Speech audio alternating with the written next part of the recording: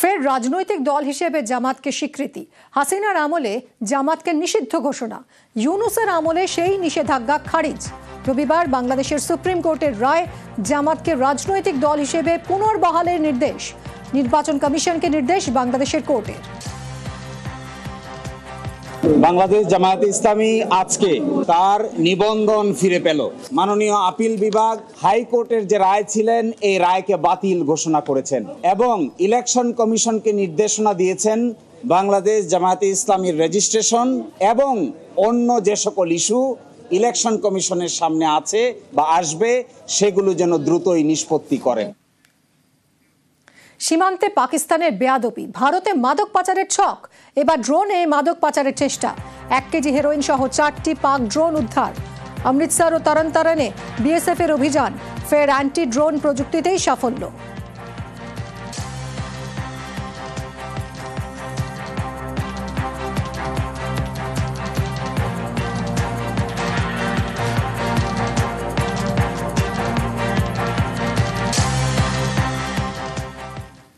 ভারতীয় ন্যায় সংহিতা আইন কার্যকরের প্রশংসা।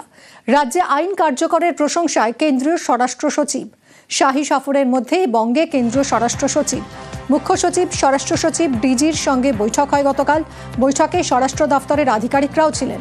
ন্যায় সংহিতা আইনের বিভিন্ন অংশের প্রশিক্ষণ, পুলিশ অফিসারদের আরও প্রশিক্ষণ প্রয়োজন, রাজ্যের প্রশাসনিক কর্তাদের পরামর্শ। ব্যাংকিং লেনদেন নিয়ে সাইবার সিকিউরিটি বাড়ানোরও নির্দেশ দেওয়া হয়। ফেন্সিং এর জন্য জমি নিয়ে কেন্দ্র রাজ্য কথা, সীমান্তবর্তী অঞ্চলগুলির ফেন্সিং নিয়ে আলোচনা হয়। ফেন্সিং এর জন্য জমি কিনতে রাজ্যকে কেন্দ্রের টাকা। সীমান্তবর্তী অঞ্চলে এখনো 520 কিলোমিটার ফেন্সিং প্রয়োজন। সীমান্তবর্তী অঞ্চলের নিরাপত্তা নিয়ে আরও সতর্ক থাকার পরামর্শ। অনুপ্রবেশকারী নিয়ে বিএসএফ সতর্ক, রাজ্য পুলিশেরও ইনপুট বাড়ানো প্রয়োজন।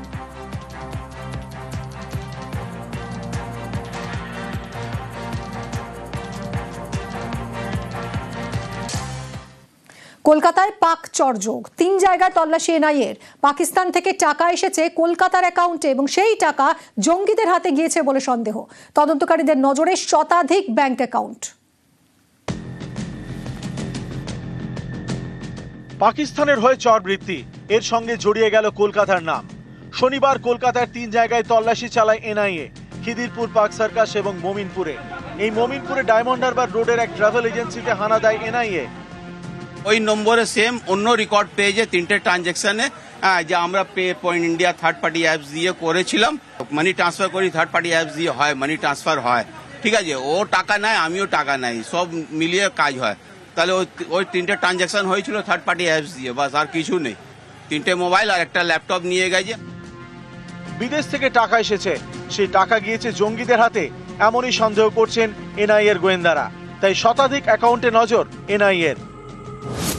কলকাতার বেশ কিছু অ্যাকাউন্টে সন্দেহজনক লেনদেনের খোঁজ পেয়েছেন তদন্তকারীরা। 2024 সালের নভেম্বর থেকে পরের 3 মাসে কলকাতার অ্যাকাউন্টে ঘন ঘন লেনদেন হয়েছে। গত এপ্রিলে কাশ্মীরের পেহেলগাঁওয়ে জঙ্গি হানা, বদলা নিতে ভারতীয় সেনার অপারেশন সিঁদুর। সেনা অভিযানের আগেই অপারেশন মির্জাফর শুরু করেন গোয়েন্দারা। ঘরের শত্রু খোঁজার কাজ শুরু হয়। ধরা পড়ে একের পর এক পাকচর।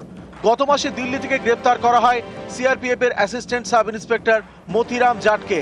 তার ব্যাংক অ্যাকাউন্টে প্রচুর সন্দেহজনক লেনদেনের খোঁজ পেয়েছেন কেন্দ্রীয় তদন্তকারীরা। কলকাতাতেও লেনদেন হয়েছে বলে দাবি। সেই সূত্রেই শনিবার কলকাতায় এনআইএর অভিযান। কলকাতার 2 ব্যবসায়ীকে তলব করেছেন কেন্দ্রীয় গোয়েন্দারা। একজন খিদিরপুরের ব্যবসায়ী মোহাম্মদ ইজাজ, আরেকজন মমিনপুরের ব্যবসায়ী মোহাম্মদ মাসুদ আলম। দুজনের সঙ্গেই ধৃত মতিরাম জাটের যোগসূত্র মিলেছে বলে দাবি গোয়েন্দাদের। ধৃত আদা সেনার সূত্রে পার্ক সার্কাসের মোহাম্মদ ওয়াকিলও এখন এনআইএ নজরে। গোয়েন্দাদের দাবি, মতিরামকে এক ব্যক্তি ঘন ঘন হোয়াটসঅ্যাপে মেসেজ করতেন। সেই ব্যক্তির সঙ্গে পার্ক সার্কাসের মোহাম্মদ ওয়াকিলেরও যোগাযোগ রয়েছে। নিউজ 18 বাংলা।